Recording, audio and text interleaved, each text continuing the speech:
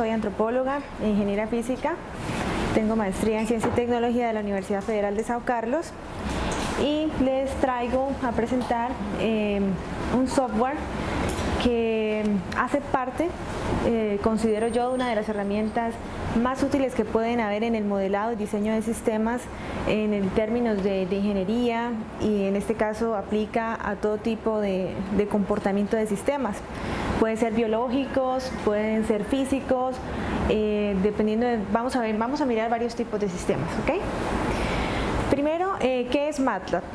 MATLAB es un software, primero, cuya licencia es pagada, o sea, es decir, hay un diseñador de este tipo de software. Su licencia está entre $350 y $450. Sin embargo, hay una versión gratuita del software MATLAB que se puede adquirir para estudiantes de la universidad, y es normalmente lo que se hace en la mayor parte de programas de ingeniería, los que yo he visto, ¿no? Entonces, es una matriz de programación que permite modelar un sistema cualquiera. Entonces, por ejemplo, en el ámbito físico nos permite modelar, por ejemplo, el movimiento en caída libre, nos permite, por ejemplo, modelar el comportamiento de un proyectil, cómo es la velocidad del proyectil, a dónde impacta y cuál es, por ejemplo, el tipo de profundidad que el proyectil alcanza dependiendo de nuestra investigación. Este tipo de software es libre con algunas restricciones él se puede bajar desde la plataforma misma del programa. Entonces tiene para los estudiantes de determinadas facultades una especie de librerías que son asequibles para los estudiantes. Este es un sistema de cómputo numérico que ofrece un entorno desarrollado e integrado y normalmente pues un lenguaje propio. Lo importante de este software, pues saber programar. Es un software muy parecido a Java. Está disponible para Unix, Windows, Mac, y también puede ser utilizado virtualmente. Ya se puede bajar directamente al celular o a la tablet. ¿Qué se puede implementar aquí? Lo más importante de este software al principio era aprender a manipular matrices de datos. ¿Cómo lo hacíamos? Cuando uno tiene una matriz de datos, uno tiene un comportamiento de un sistema. Normalmente se lo modela como matriz de datos. Entonces, ¿qué hace que nosotros tengamos el modelo de un sistema? Hace que nosotros podamos inferir el comportamiento del mismo, es decir, nosotros podemos acercarnos a cómo se comporta un sistema y modelarlo en términos de que querramos que se comporte de una manera o de otra.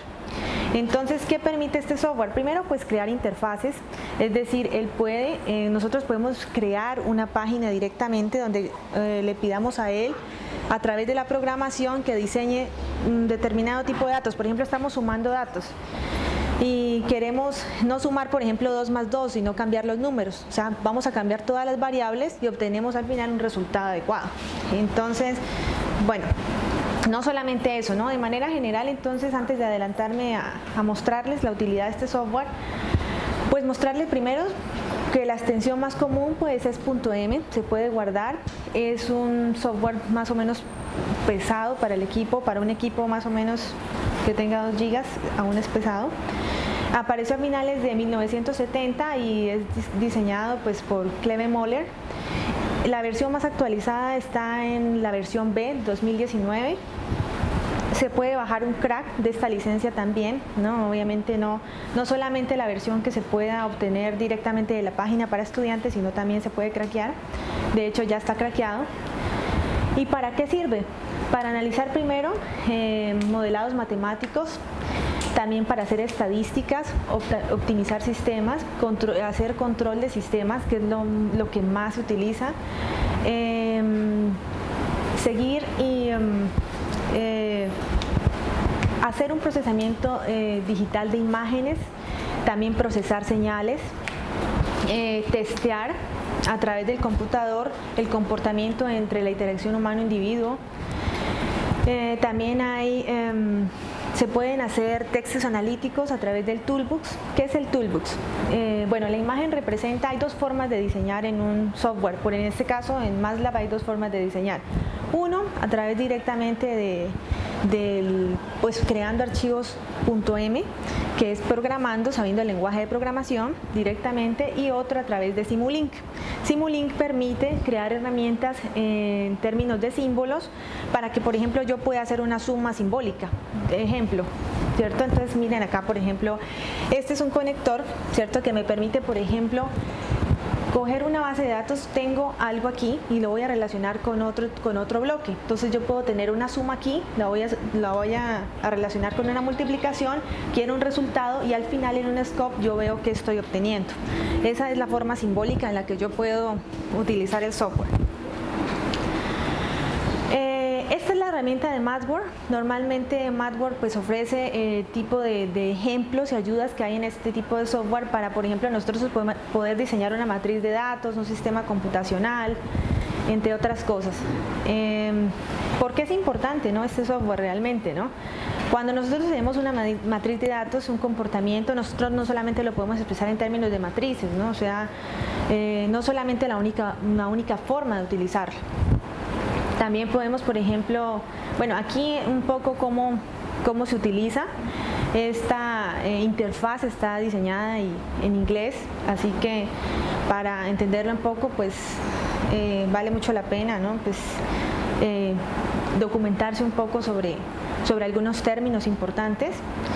¿Cómo nos familiarizamos con este software? ¿No? Primero, pues a través de lo más básico, pues que considero yo que uno puede, ¿no?, aprender, y es a través, primero, de identificar qué es un escalar, qué es un vector y qué es una matriz. Entonces, para introducir una matriz o un vector, primero pues uno empieza manejando el software haciendo pequeñas sumas, después multiplicaciones, las formas aritméticas comunes, después empezamos a diseñar matrices, después empezamos a multiplicar matrices, después empezamos a graficarlas en un espacio, después empezamos a intentar introducir datos y mirar el comportamiento de algunas funciones en términos del comportamiento. Por ejemplo, cómo se comporta una recta, cuál es la ecuación de una recta, la más sencilla, después cuál es la de una parábola, y vamos así tipo diseñando. Miren, por ejemplo, esa imagen en 3D que puede dar el software MATLAB con una sola función. Lo más importante aquí es la programación, o sea, yo les voy a hablar no del entorno Simulink, que es el que se puede crear a través de símbolos, sino el otro entorno, el que se crea a través de código. Entonces, vemos, por ejemplo, que las expresiones en MATLAB son muy comunes a otro tipo de software. En Java, por ejemplo, la adición sigue siendo la suma, la sustracción la resta, o sea, los símbolos no cambian, son los mismos. Para plotear, para hacer una imagen, perdón, uno utiliza determinados comandos, en este caso el plot, ¿cierto? Entonces utilizamos plot, XY, y entonces me multiplica plot, me grafica plot XY en el comando que estoy ingresando.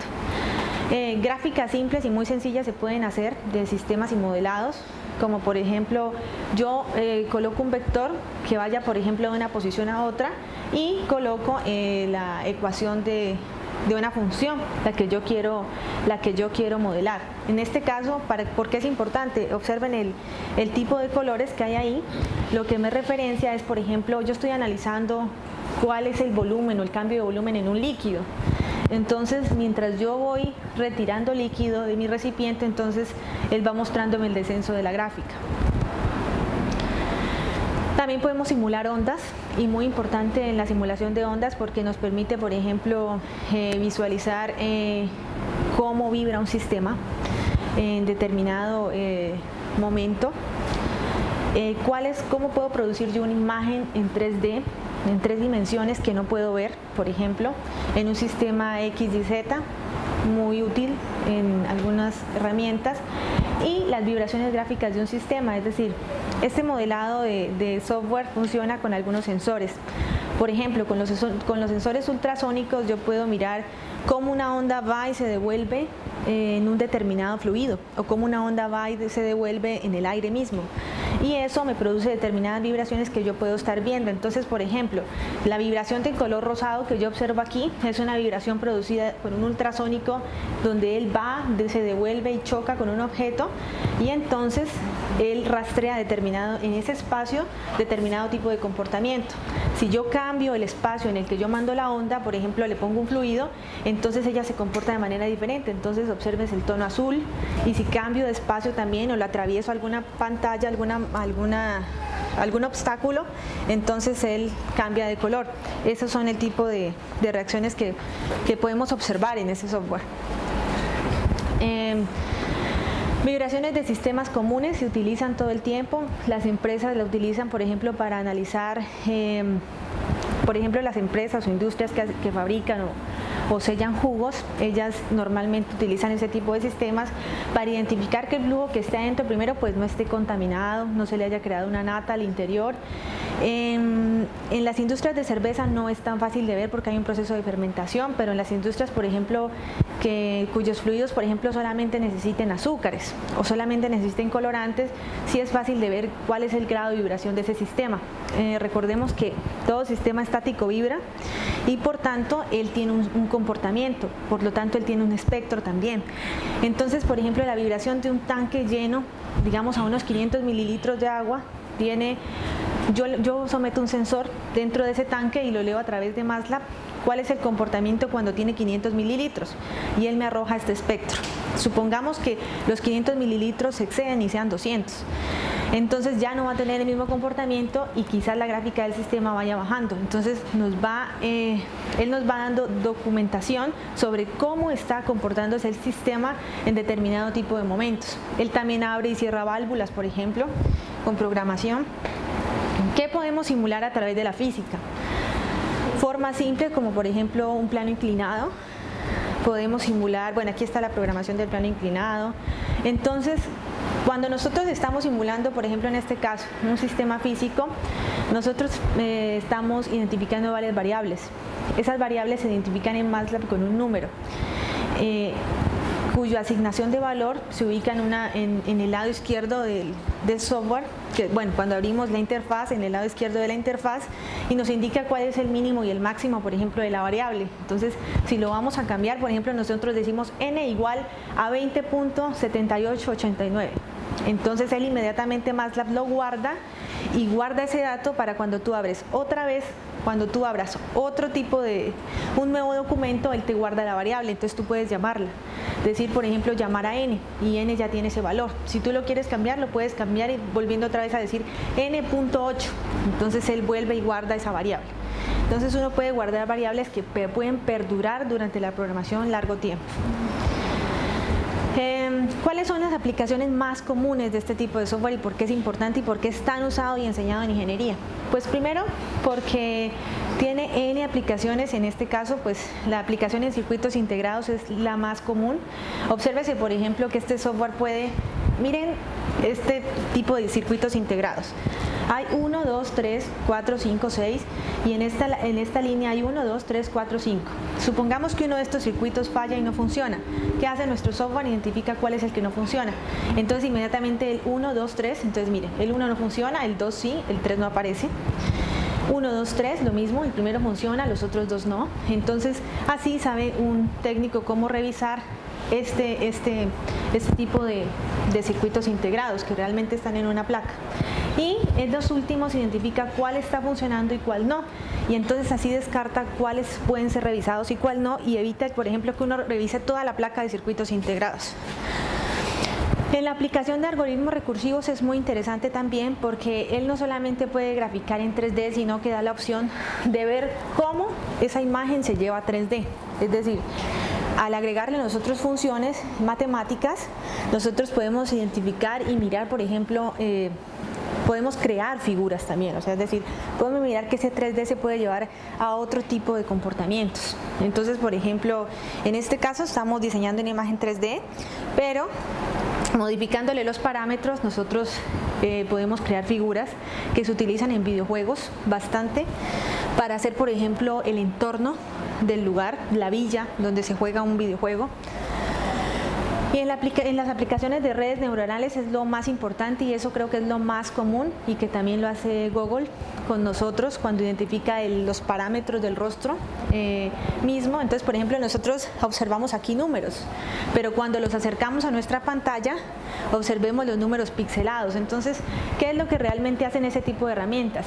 A través de ese tipo de números, por ejemplo, MATLAB lo que hace es, a través de ese tipo de imágenes, él logra identificar, o sea, no es que él llegue y despixele las imágenes, no, él logra a través de esa pixelación de imágenes formar una interpretación de esa imagen. Por ejemplo, observen el número 1 pixelado, el 4, el 2 y el 7, y entonces lo mismo que hace Google, cuando uno pone una imagen la pone al Facebook, entonces Google no puede inmediatamente bajar esa imagen y verla sin ese tipo de pixelación, sino que para identificar el rostro de una persona él lo hace así, es decir, las imágenes no son nítidas y el análisis de imágenes no necesariamente son como nosotros la vemos al principio en el celular, ¿no? Hay que hacerle un zoom bastante grande para poder hacer ese tipo de análisis. Las aplicaciones más comunes y en las que se utiliza este tipo de software es en las aplicaciones vehiculares para las fotomultas. Esto es muy importante porque este software permite capturar el momento exacto, por ejemplo, en el que el vehículo pasa. Observen, por ejemplo, esta motocicleta de aquí. Entonces, ¿qué puede hacer ese software? Lo que hace es hacerle zoom a la placa. Por ejemplo, si usted se pasó el semáforo en rojo y le hace zoom a la placa y hace lo mismo que les mostré anteriormente, muestra los números totalmente pixelados y el software inmediatamente identifica placa 1, 3, 5, M. Entonces, inmediatamente lo hace. Por ejemplo, observen este carro, aquí ya inmediatamente es perfilado, hay un perfilamiento y en ese perfilamiento nos interesa la placa del auto. Por ejemplo, en este caso para las fotomultas. ¿Qué más les muestro? Otra composición, el tipo de gráfico no solamente analiza la placa, sino cuántos carros pasan por día. Por ejemplo, si pasa un camión extraño por ahí, inmediatamente se activa un sensor, por ejemplo, porque en algunos tipos de avenidas no es permitido que pase determinado tipo de carro con determinado tipo de peso. Y también explica trayectorias. Por ejemplo, en este caso, pues no puedo reproducirles el video, creo que no puedo.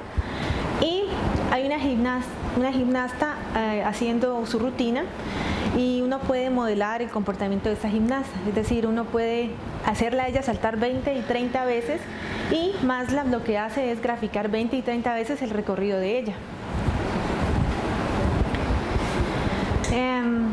Puedo comparar diferentes trayectorias, lo que les explicaba hace rato.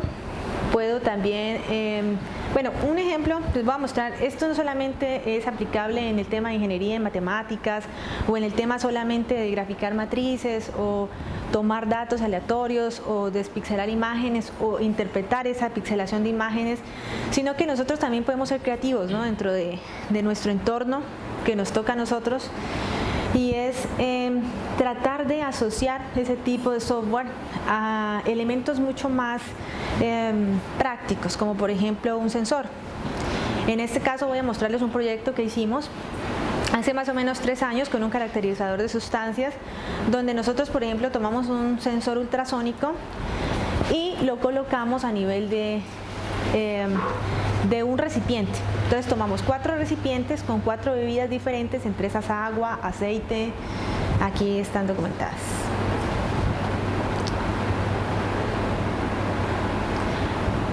Bueno, primero pues encontramos un problema, ¿cierto? Es que una sustancia se encuentra en un recipiente, sin embargo, a pesar de que el recipiente que tengo, no sé qué sustancia tengo, voy a identificar qué tipo de sustancia hay en ese recipiente. Entonces, ¿cómo lo hago? Primero, utilizo un sensor ultrasónico ubicado a una determinada altura, con una determinada distancia, y coloco el recipiente plástico. A ese recipiente plástico le agrego 500 mililitros de una sustancia, puede ser agua, aceite, leche o jabón, y las voy a identificar porque voy a observar cuál es el comportamiento de cada una.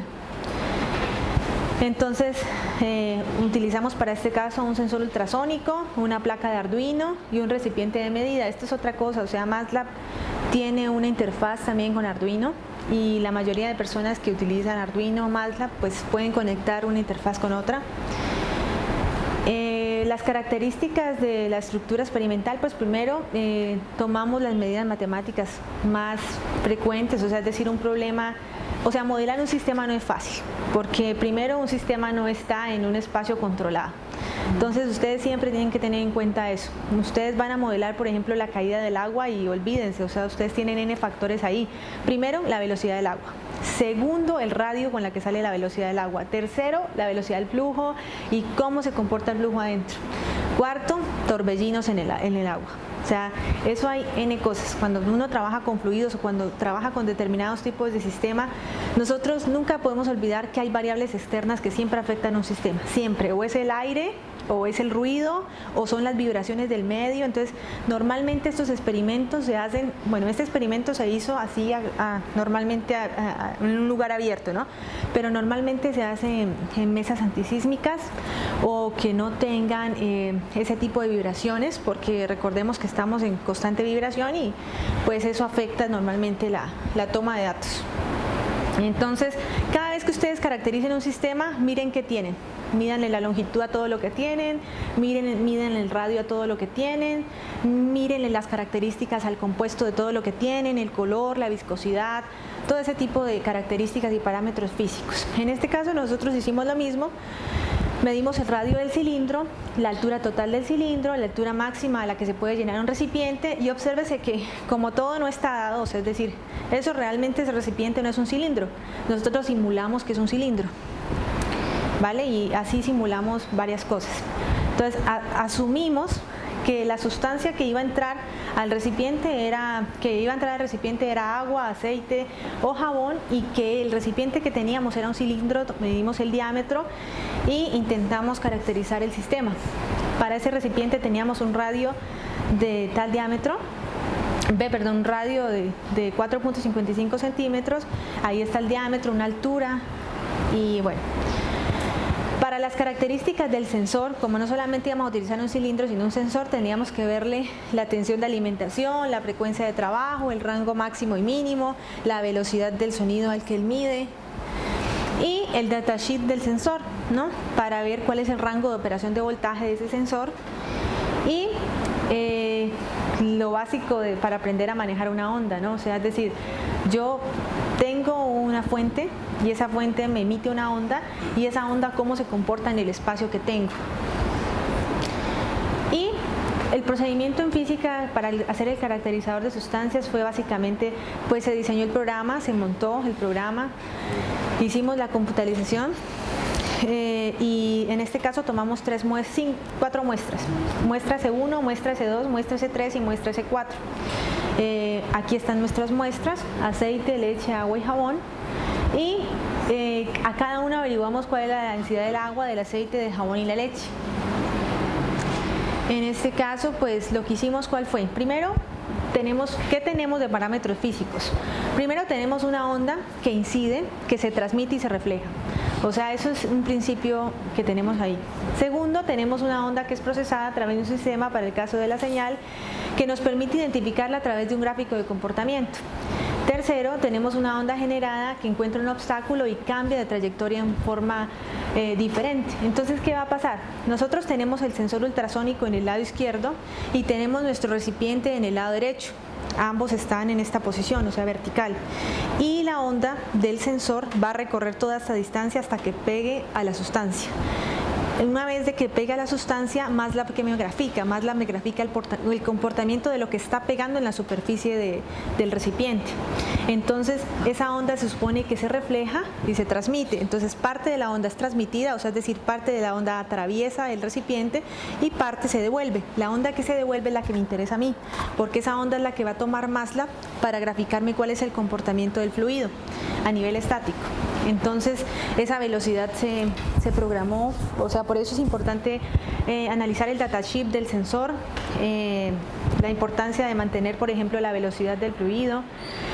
Lo hicimos de varias maneras. Primero, cuando el fluido estaba ya en el recipiente, o sea, digamos a 500 mililitros. Y lo hicimos cuando el recipiente estaba vacío y estábamos ingresando fluido al recipiente.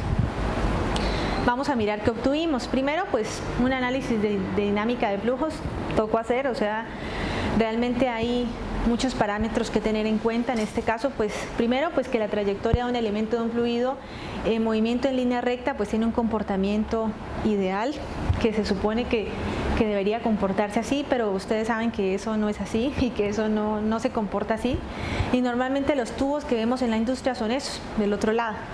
ellos tienen un diámetro mayor y al final un diámetro menor. Entonces hay que jugar con esos parámetros físicos para mirar y ver más o menos cómo se comporta el flujo estacionario en una velocidad indicada, ¿no? Obviamente eso tampoco es así, no tan ideal, porque adentro se forman turbulencias y cuando los tubos son más grandes se forman más turbulencias. Por eso ustedes ven, por ejemplo, que en las calles de nuestra casa están limpiando esos tubos por donde circula esa agua, porque ellos forman turbulencias y dañan los tubos, rompen los tubos, así sean de cemento, de concreto. Entonces cada vez se trabaja más en el diseño de materiales de ese tipo de tubos.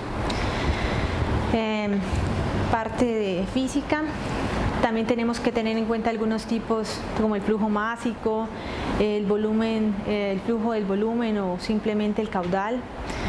Entonces, nosotros intentamos solucionar un problema de qué saber qué tipo de sustancia hay o no en un recipiente. Para eso, pues nosotros tuvimos en cuenta primero la densidad, la viscosidad y el volumen de ese tipo de sustancias. ¿Por qué la densidad? Porque la densidad de las 4 sustancias presentadas son diferentes. ¿Por qué la viscosidad? Porque el espesor de cada sustancia es totalmente diferente. ¿Por qué el volumen? Porque el volumen se afecta en la reacción de nuestro comportamiento en el sistema. Y la vibración, pues la vibración de las partículas internas de ese tipo de sustancias. Y después la masa del fluido y las turbulencias. Nosotros las turbulencias no las tuvimos porque las turbulencias se presentan en un tipo de sistema donde, por ejemplo, donde el flujo corre en un tipo de recipiente es más grande y nosotros no lo teníamos. Las gráficas que obtuvo MATLAB fueron las siguientes. Observen la gráfica obtenida con MATLAB con agua, leche, jabón y aceite. Imagínense cómo cambia y qué interesante es. Aquí el flujo está estático, o sea, es decir, tenemos 500 mililitros de agua, tenemos 500 mililitros de leche, tenemos un jabón y tenemos aceite. Imagínense que los parámetros de cada sustancia sí varían y sí cambian y podemos analizarlo. Ahora miremos con 100 mililitros. ¿Qué pasa? ¿Y qué gráfica MATLAB? Todo ese tipo de gráficas y análisis se hacen en laboratorios que diseñan sustancias. Y ahora miremos agregándole de 100 mililitros a 500 mililitros a una velocidad con la mano. Es decir, nosotros aquí no tuvimos un sistema que nos midiera velocidades, es decir, 10, o sea, no un parámetro fijo, sino la velocidad fue directamente con la mano, totalmente. Obsérvese, por ejemplo, que a medida que va aumentando la sustancia, la gráfica va subiendo y cada gráfica es diferente.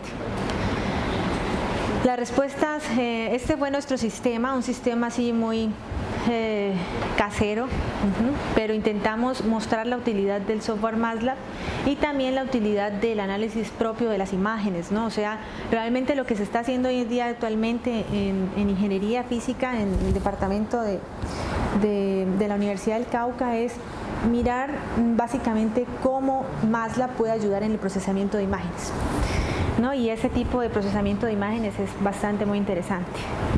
Esto es más sobre flujo. Y finalmente obtuvimos las gráficas.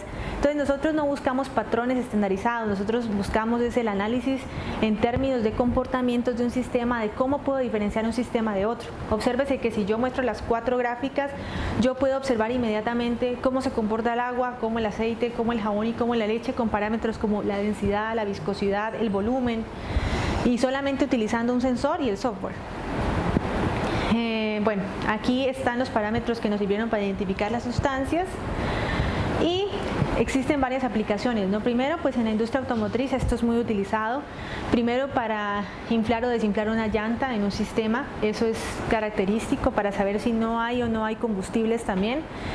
¿Qué tipo de combustibles hay? Recuerden que el combustible es espeso, así que también se utiliza en empresas de bebida de jugos, no en las de cerveza porque ellas tienen un proceso especial de fermentación, así que ahí no. También es utilizado en la industria de vinos, en la mayoría de viñeras, porque se coloca un sensor, determinado tipo de sensor, entonces él arroja el grado de fermentación y ese grado de fermentación también tiene otra gráfica que puede ser analizada directamente en el software. Entonces ustedes pueden, si uno aprendiera a manejar un software como esto, realmente nosotros tuviéramos una economía muy sólida, porque con esto se puede crear una empresa. O sea, es decir, nosotros podemos crear una empresa a través del análisis gráfico del tipo de comportamiento de sistemas. Y el tipo de comportamiento de sistemas nos da a nosotros la solución del sistema. Nosotros podemos saber si una bebida está fermentada y si no está fermentada también. Las referencias y muchas gracias. Eso era lo que...